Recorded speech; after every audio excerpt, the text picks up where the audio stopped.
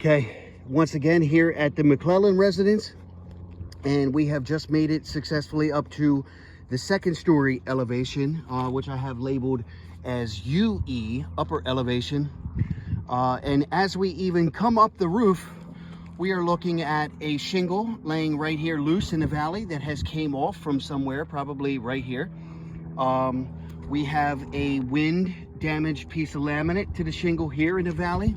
We have multiple ones that seem to be flipping up from the wind, also completely missing there, flipped up from the wind on this right side of the gable, broken off completely here, creased on a diagonal level here, near the solar where pretty much everything else around it is also compromised as well. We'll start to create creasing in the future. It's not all the way there yet, but it's coming with the next couple storms. And we have a total count on this upper elevation here of 9+, which I think is 11 total, because I found more over there. 11 total on the front, 16 on the back, and then solar it shows for 46 panels. But we'll just start here on the top of the ridge, where on this left front we have 1, 2, 3 damaged shingles from the wind, where they have been creased in accordance to wind damage that is known and justified by every contractor in this industry, including every insurance company that we have ever worked with in the past, including State Farm, multiple times.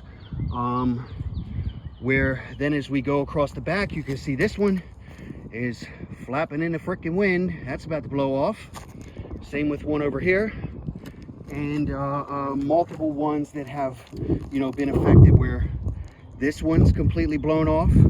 The one underneath of it is getting ready to catch, right? That is wind creasing all day long at the top of that shingle. I've labeled these as back right for some of our photo reports, so you know where they are. Here we have a full shingle. There was a cut side shingle that has been damaged by the wind. That's flapping. It has that significant level of creasing up at the top as well. Right below it, these are about to go. Right below that, and then strung out all down the roof on this left back side rake. So we have 1, 2, 3. Look at this one. Look at that. That is not wear and tear. That is a wind crease shingle all day long. Right below it as well, you can see that significant level of creasing up at the top. I know my shadow's in the way. And then right below that as well. And to repair those shingles, we would literally have to repair rows, because that section of the rake is entirely compromised. We would literally have to start coming into underneath of where the solar panels are in order to replace that. Then as we walk across the back, as you can see, there's another one that's completely lifted up. I'll have that labeled as center back. And I know my chalk mark got right up under it, but here is another one that is wind creased and damaged by the wind.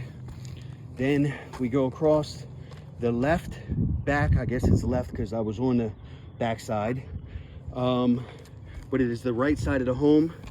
We have one here, 2 down there that have significant levels of creasing. Same with this front elevation, this front slope, where up on the upper elevation, the front right, here we go. That is wind creasing all day long. You can see that, that's flapping in the wind. There's probably some more below it, but I shouldn't need to mark anymore because this is clear as day. This is obvious. We have a wind crease shingle there and a wind damage shingle here. And it just continues across the roof.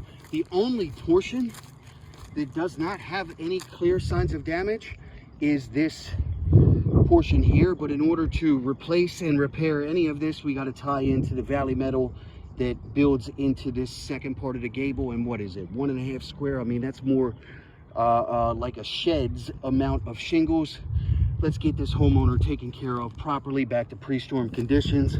One thing I would like to note is that this specific shingle, this architectural shingle, has a 5-inch exposure by 37-inch width, which is discontinued all day long and is no longer on the market.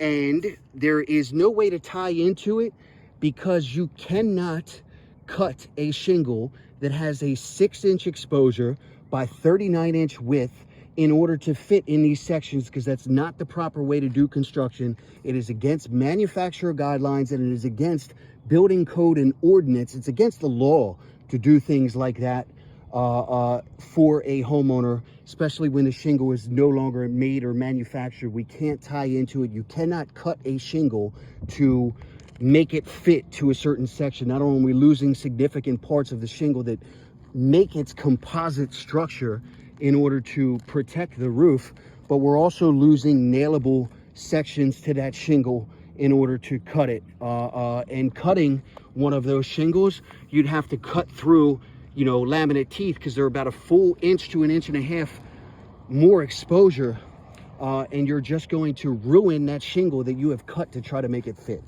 I hate to be the bearer of bad news, but with our reputation and our amount of years in this industry with expertise, this is a full roof replacement all day long, and based off of evident wind and storm and Mother Nature related damage that is absolutely not wear and tear, where we are going to have to help Miss McClelland replace her entire roof back to pre-storm conditions with a 5-star company that's going to take care of her every single step of the way and make sure that she does not have to lean on State Farm in the future to supply any of her needs. We're going to put her into a warranty for the next 30 years and make sure that she's taken care of all the way around at no out-of-pocket expense to her whatsoever.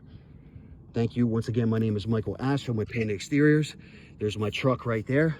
And we have done a full inspection on both video and photo to document for this purpose and show that the original Seek Now adjuster or inspector that came out did not care, did not pay attention, did not mark off, you know, really anything significant. I'd love to see that photo report, that inspection report from him, and compare it to both today's and our initial report.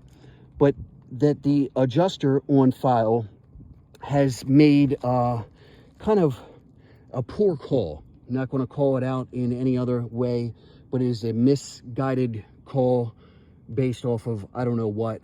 But this is wind and Mother Nature related damage all day long, and that's why so many other homes in this exact neighborhood have had roofing and siding replaced based off of the exact same scenarios that Mrs. McClelland has faced on her roof. Thank you.